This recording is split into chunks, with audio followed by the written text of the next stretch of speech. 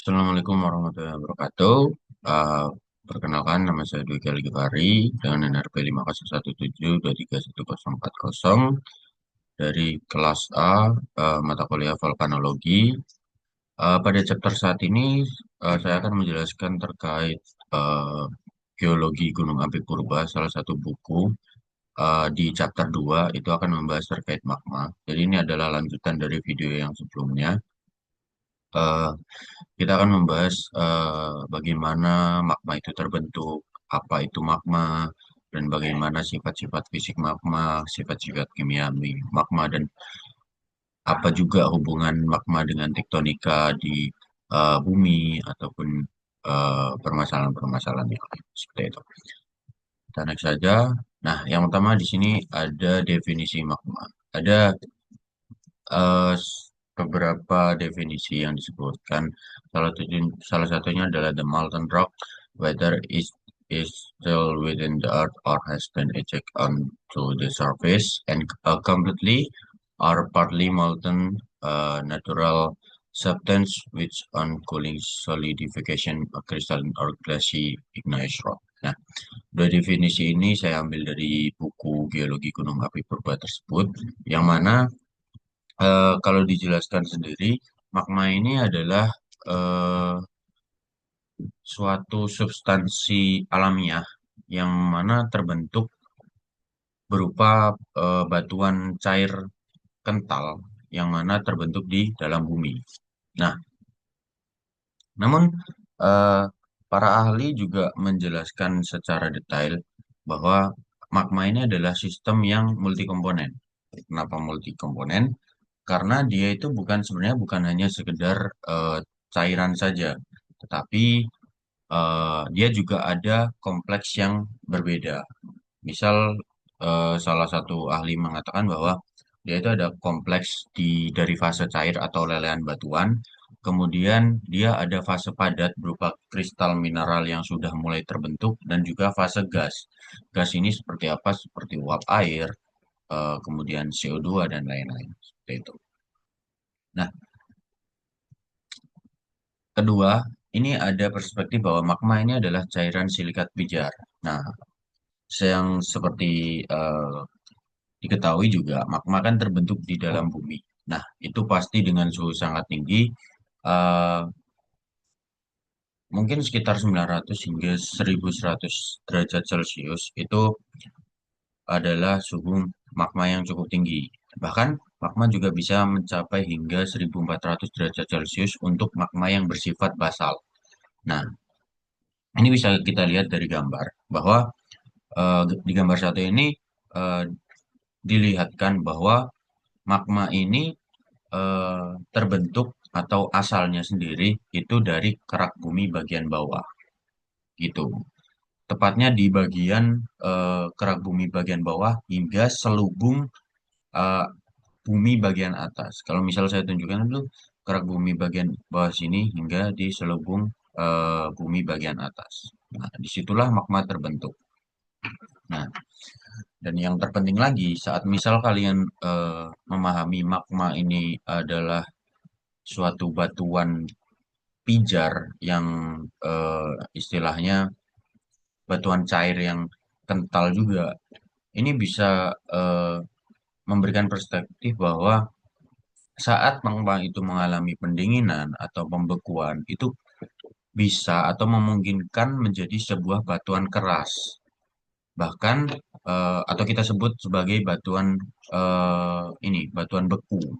Batuan beku yang tersusun dari kristal atau gelas-gelas vulkanik. Karena konteks kita di sini adalah membahas terkait geologi gunung api, gitu, teman. Kita naik saja ke slide selanjutnya. Nah, kita bahas nih terkait asal-usul magma. Asal-usul magma yang tadi sudah disebutkan itu berada di bagian bawah kerak bumi dan juga di bagian paling atas selubung bumi, ya selubung bagian bumi. Nah, rentang pembentukan magma ada di sana. Nah, gambar ini yang tercantum di slide ini menunjukkan bahwa sumber magma itu sumber magma itu berada di zona panas. Mungkin sekitar di kedalaman ini, sekitar di kedalaman 20 hingga 30 kilometer. Nah, dari sana magma magma itu akan naik dan bisa terkumpul menjadi apa? Menjadi dapur magma yang dangkal dulu. Sebelum akhirnya magma itu akan meletus ke permukaan gitu. Nah, lalu apa sih dan bagaimana sih magma itu bisa terbentuk? Ada eh, beberapa teori yang disampaikan bahwa mengapa sih batuan padat yang ada di bawah permukaan bumi itu bisa meleleh dan menghasilkan menjadi magma. Nah, ada beberapa teori. Yang pertama ini adalah disintegrasi unsur radioaktif. Seperti yang kita tahu, unsur radioaktif seperti uranium, kalium, thorium itu ada di dalam bumi. Dan eh, proses disintegrasi ini melepaskan panas secara konstan. Nah, selama jutaan tahun, selama periode tertentu, panas ini pastinya akan terakumulasi. Dan karena suhu yang sangat panas ini, dia mampu melelehkan batuan di sekitarnya. Entah itu batuan beku yang terbentuk karena pembekuan magma, entah itu batuan apapun eh, di sekitarnya gitu. Nah, entah itu karena kan ini juga mengacu pada rock cycle ya. Karena misal batuan beku meleleh bisa jadi sumber magma. Itu pula eh, magma bisa menjadi sumber dari batuan beku. Gitu. Kemudian yang kedua adalah gesekan deformasi. Nah, pergerakan lempeng tektonik itu sangat-sangat menyebabkan gesekan yang luar biasa. Gesekan yang sangat luar biasa ini bisa menghasilkan panas yang cukup untuk melelehkan batuan. Nah, ini ada salah satu contohnya yang saya cantumkan di slide ini adalah terbentuknya magma granit dari batuan malihan di zona Gunung Api Taupo di Selandia Baru. Nah, magma granit ini eh, tidak cukup ini ya, suhunya tidak cukup tinggi seperti magma basalt yang di 1400 gitu. Kita next saja ke teori selanjutnya terkait pembentukan magma. Nah, sebenarnya mekanisme pembentukan magma ini paling umum ya ini. Kalau di Indonesia ini kan di zona Ring of Fire. Nah, itu menjadi mekanisme pembentukan magma yang paling umum, yang paling sering ditemukan di Indonesia. Itu karena adanya penunjaman lempeng atau subduction. Nah, di gambar 3 dan 4 ini diilustrasikan bagaimana penunjaman lempeng itu terjadi. Nah, kita lihat di gambar 3 dan 4 proses subduksi di mana oceanic crust ini dan juga continental crust ini saling bertumbuk dan akhirnya oceanic crust ini menghujam menghujam si continental crust. Nah, tekanan dan suhu yang eh, terbentuk dalam kedalaman di eh, zona subduksi ini menyebabkan lempeng yang menujam ini mengalami pelelehan ataupun peleburan lah istilahnya. Nah, di zona ini suhu dan tekanannya sangat tinggi akibat tabrakan atau penujaman dari lempeng samudra atau oceanic crust.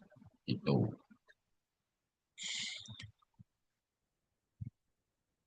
dengan di zona subduksi ini terjadi eh, tekanan dan suhu yang sangat tinggi sehingga bisa menjadi zona pembentukan magma gitu. Selanjutnya ada faktor lain yaitu faktor ini penambahan H2O atau penambahan air. Nah, di lempeng samudra ini banyak membawa air yang terperangkap dalam sedimen. dan juga mineralnya juga. Nah, saat lempeng ini masuk menujam eh, ke selubung atau ini, selubung itu yang mana? Ah, ini selubung eh, bumi yang panas, air itu secara dipaksa itu diperas untuk keluar. Nah, proses inilah yang disebut dengan dehidrasi kerak tertunjam. Nah, di bagian ini ada peristiwa tersebut. Penambahan air ini yang secara drastis itu menurunkan titik leleh batuan sehingga memicu pelelehan yang sangat masif dan eh, ini membentuk magma itu sendiri gitu. Karena dia memicu pelelehan yang sangat masif. Tuh. Untuk yang gambar 4 ini sebenarnya sama, cuma ini adalah visualisasi saja, visualisasi terkait subduction sebenarnya. Nah, untuk yang lebih jelasnya sih di gambar 3 ini ya. Gitu. Kita next lanjut ke eh, selanjutnya ya.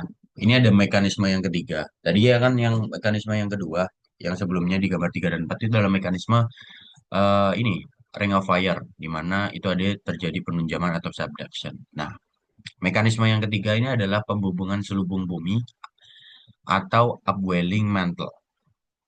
Nah, material selubung yang tadi sudah dibilang, magma itu terbentuk di sekitar situ. Mak- eh, Material selubung itu sangat panas karena dia juga berada di kedalaman yang sangat dalam. Namun material ini lebih ringan dari sekitarnya. Nah, sehingga material selubung yang sangat panas dan lebih ringan itu akan naik secara perlahan, akan naik secara perlahan. Nah, ini kan sudah diilustrasikan nih, akan naik secara perlahan. Seperti di gambar 6 ini. Nih, dia akan naik secara perlahan. Nah, saat material panas ini naik, tekanan di atasnya akan berkurang. Penurunan tekanan inilah yang memungkinkan batuan tersebut meleleh dan berubah menjadi magma, bahkan tanpa perlu penambahan panas yang signifikan. Seperti teori yang sebenarnya terkait pembentukan magma. Pembentukan magma itu kan ada tiga komponen yang sangat berpengaruh: pressure, temperatur, dan juga komponen komposisi kimia. Nah, saat pressure-nya itu turun, sedangkan si temperaturnya naik, itu bisa menjadi zona untuk pembentukan magma. Sama seperti mekanisme ini, upwelling mantle.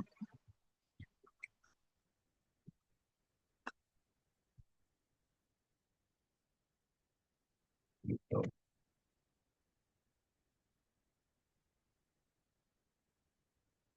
Oke, next. Nah, dari berbagai proses pembentukan tadi, itu bisa kita klasifikasikan magma berdasarkan asal-usulnya.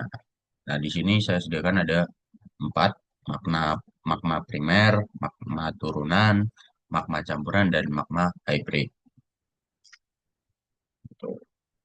Nah, kita bahas satu persatu dulu. Nah, kalau yang magma primer eh,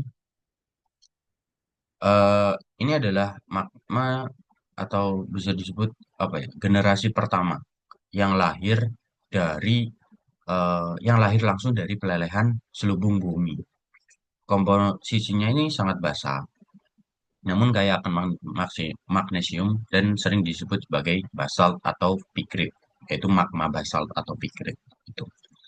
Nah, kemudian yang kedua ada magma turunan, yaitu magma primer yang sebenarnya jarang sampai ke permukaan tanpa berubah. Nah, artinya dia mengalami perubahan.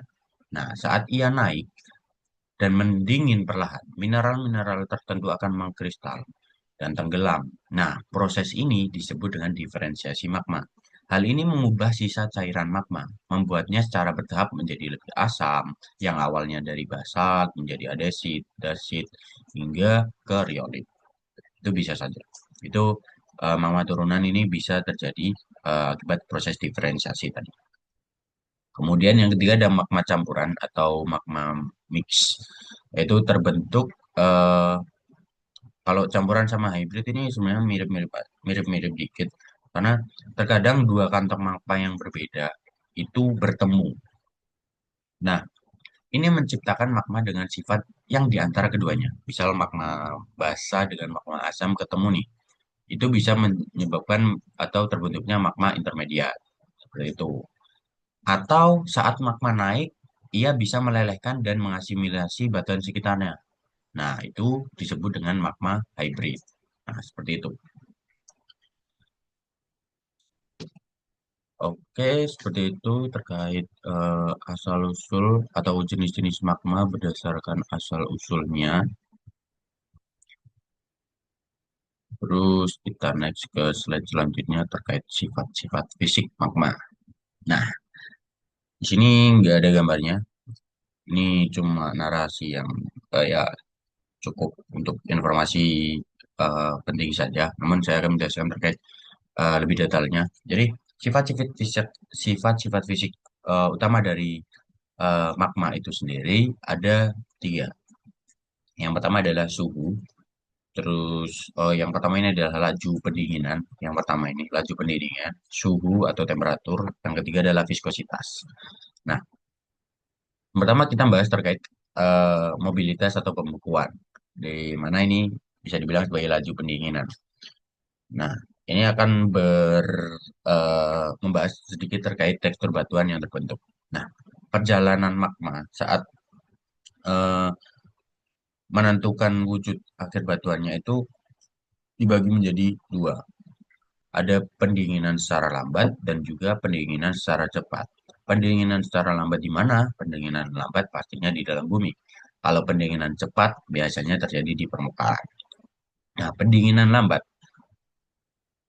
itu terjadi saat magma itu terjebak dan membeku jauh di bawah permukaan. Nah, ia mendingin selama ribuan bahkan hingga jutaan tahun yang lalu. eh, ini akan memberikan waktu yang cukup bagi semua mineral-mineral yang ada untuk tumbuh menjadi kristal-kristal besar yang nantinya bisa kita lihat dengan mata telanjang atau kalau sifat tekstur batuan beku itu namanya ini vaneritik ya, itu bisa kita mungkin, tapi untuk tekstur batuan vaneritik itu ada berbagai klasifikasi lagi, cuma ya itu kita bisa lihat kristal-kristalnya itu dengan mata telanjang. Nah, hasilnya itu bisa seperti batuan beku plutonik dengan tekstur holokristalin. Holokristalin ya artinya seluruhnya membentuk kristal, bukan ada campuran gelas ataupun yang lain-lain gitu. Kemudian yang kedua ada pendinginan cepat di permukaan. Ketika magma meletus sebagai lava, dia mengalami thermal shock. Kenapa mengalami thermal shock? Karena dia mengalami perbedaan suhu yang ekstrim dengan udara dan atau air. Berbeda saat dia berada di dalam atau di bawah permukaan bumi. Nah, pendinginan yang instan ini tidak memberi waktu bagi eh, atom-atom di dalam eh, lava itu untuk menyusun diri menjadi kristal. Akibatnya, magma membeku menjadi gelas vulkanik. Nah, kalau kalian tahu itu ada batu obsidian. Nah, itu mendingin sangat cepat. Nah, dia akan membentuk gelas-gelas vulkanik yang apa ya? Kalau dilihat itu kayak mengkilat gitu. Nah, seperti itu. Atau membentuk batuan dengan kristal yang sangat halus. Nah, kalau tadi adalah holokristalin yang sepenuhnya kristal. Nah, kalau yang pendinginan cepat ini bisa membentuk hipokristalin ataupun campuran antara kristal dan juga gelas. Itu. Nah, yang kedua ada terkait temperaturnya. Untuk temperatur ini sebenarnya cuma bagaimana makna dengan komposisinya itu berapa gitu. Jadi temperatur ini misal semakin asam dari kandungan atau komposisi magmanya, dia akan semakin rendah temperaturnya. Gitu. Jadi bisa disebut bahwa magma basalt ini magma dengan komposisi yang basa, andesit. dandasit mungkin intermediate, dan riolit ke magma yang asam seperti itu. Selanjutnya di viskositas. Viskositas ini adalah kekentalan atau sifat yang sebenarnya paling penting untuk menentukan gaya letusannya itu seperti apa. Nah, ada dua ya, viskositas rendah dan juga viskositas tinggi. Untuk viskositas rendah itu artinya dia encer, dengan viskositas tinggi itu artinya kental. Viskositas rendah ini khas untuk magma yang basal, karena dia panas. Magma basalt yang panas gitu. Magma ini akan mengalir dengan mudah, mirip air. Jadi dia akan gas-gas yang misal bersama dengan magma itu akan dapat keluar dengan mudah, sehingga letusannya cenderung tenang atau efusif. Dia akan membentuk aliran lava yang luas. Dia akan flow saja. Berbeda dengan viskositas tinggi, khas untuk magma riolit, yaitu magma yang asam. Lebih dingin, dia akan kaya silika, di mana magma ini sangat pekat, sangat kental, dan lambat untuk mengalir. gas-gas yang Gas-gasnya itu akan terperangkap di dalam magma tersebut. Nah, ketika tekanan gas ini melebihi kekuatan magma, terjadilah letusan yang sangat besar, sangat eksplosif. Nah, ini bisa mengakibatkan aliran-aliran seperti piroklastik, surge, piroklastik, fall, kayak gitu. Oke, nah saja kita ke sifat-sifat kimiawi magma. Nah, seperti yang bilang tadi, komposisi kimia adalah salah satu dasar dari pembentukan magma. Klasifikasi magma umumnya didasarkan pada kandungan oksida pertama. Nah, ini kalau di gambar 7 ini ada alkaline series, kalk alkaline series, terus high kalk alkaline series, dan toleidic series. Itu ada empat pembagian itu, di mana sebenarnya berdasarkan pembagian eh, kandungan silika. Pastinya magma dengan silika yang rendah itu akan membentuk eh, magma basah. Dengan magma yang dengan silika tinggi itu akan membentuk magma asam. Sama seperti saat di ini, deret Bowen. Nah, itu kan ada terkait kontras tinggi antara silika tinggi dan silika rendah membentuk batuan beku yang mana. Nah, itu hampir mirip dengan sifat magma gitu. Nah, itu kalau berdasarkan kandungan silikannya. Tapi eh, itu didasarkan pada gambar 8 ini. Dia akan membentuk berbeda-beda gitu. Tapi untuk yang di gambar 7 ini, dia ini adalah berdasarkan kandungan alkalinya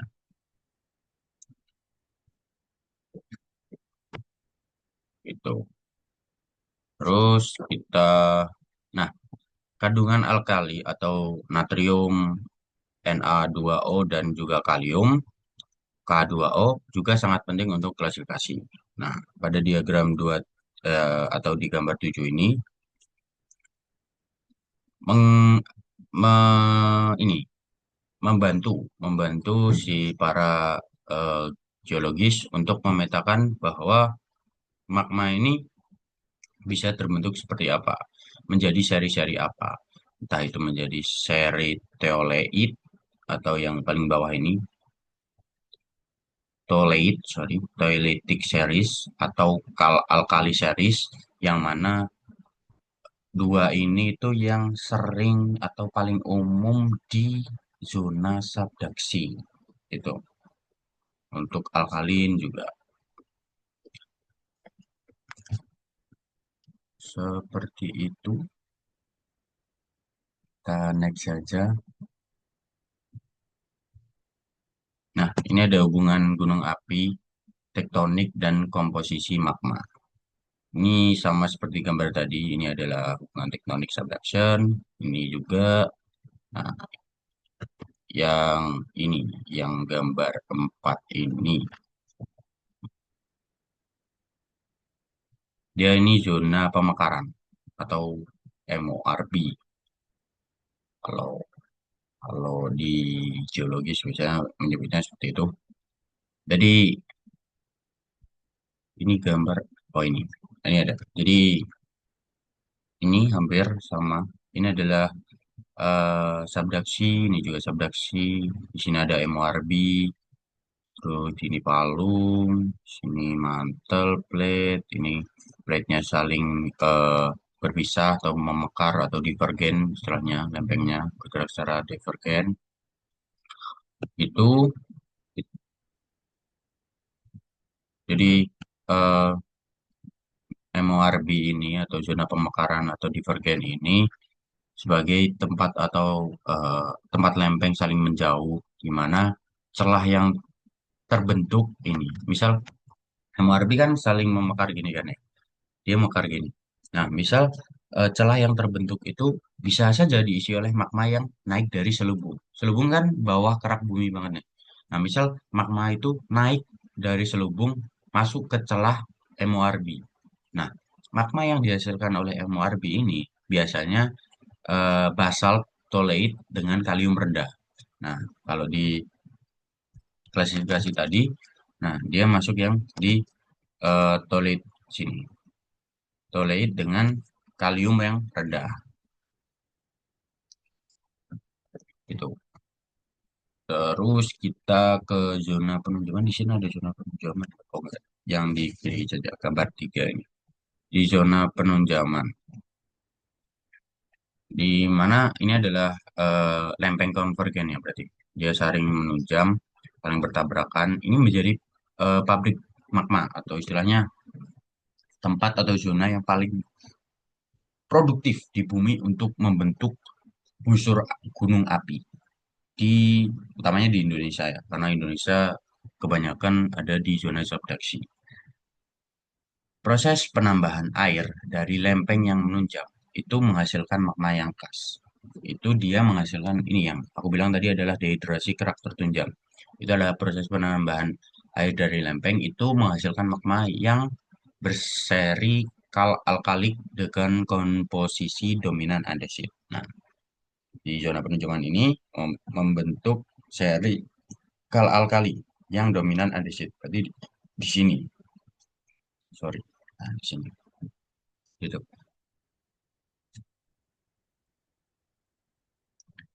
Ya, seperti itu terkait hubungan gunung api. Di sini apalagi yang bisa dibahas? Oke, oke. Ini seperti yang udah aku jelasin tadi, MORB membentuk toleit kalium rendah, continental reef, perkahan atau perkahan ini eh, lempeng benua Ocean Island. Oh ini ada Ocean Island di mana munculnya muncul akibat penipisan kerak samudera atau titik panas. Nah, titik panasnya adalah kolom magma yang panas, di mana magma itu naik dari selubungnya, menembus lempeng di atasnya. Nah, ini kasusnya ada di Hawaii. Magma di sini sangat bervariasi, bisa dari toleit hingga alkalin. Tuh, bisa dari basa hingga intermediate gitu. Terus busur gunung api ini akibat penunjaman umum, subduksi, gunung api di batas keras samudra juga. Oke, seperti itu secara keseluruhan materi yang saya bawakan. Jadi jika ditarik kesimpulan dari awal juga kita belajar terkait magma. Magma itu adalah batuan cair dengan silikat pijar dengan suhu tinggi, bisa terbentuk dalam bumi, entah itu dalam proses disintegrasi radioaktif, gesekan deformasi, subduction, upwelling mantle, dan lain-lain.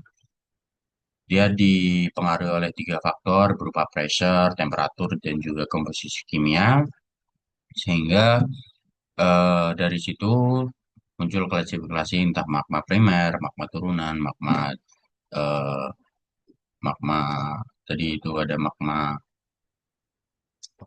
Yang paling awal itu ada magma apa? Magma campuran atau hybrid juga, di mana dia juga memiliki sifat-sifat fisik, sifat-sifat kimiawi yang berbeda. Sifat fisiknya mulai dari viskositasnya, misal dari eh, derajat pendinginannya, secepat apa dia mengalami pendinginan di dalam, di luar, permukaan, itu dia akan membentuk tekstur batuan yang seperti apa. Juga secara kimiawi sendiri, magma juga diklasifikasikan berdasarkan kandungan silika. Jika silikanya tinggi, dia akan membentuk magma dengan magma asam. Silika rendah, dia akan membentuk magma eh, basa. Kemudian ada berdasarkan kandungan alkali, yaitu K2O dan juga Na2O. Itu entah itu menjadi seri toleit, kal alkali, alkali dengan tipe-tipe eh, rendah, rendah batuan yang berbeda-beda. Gitu. Begitu pemaparan saya terkait bab 2 ya, Geologi Gunung Api Purba, buku yang cukup menarik terkait geologi gunung api di Indonesia utamanya. Semoga apa yang saya sampaikan ini bisa bermanfaat. Terima kasih untuk teman-teman yang sudah mengakses video atau mendengarkan video yang saya buat. Misal ada salah kata atau ada yang mau didiskusikan, bisa langsung saja.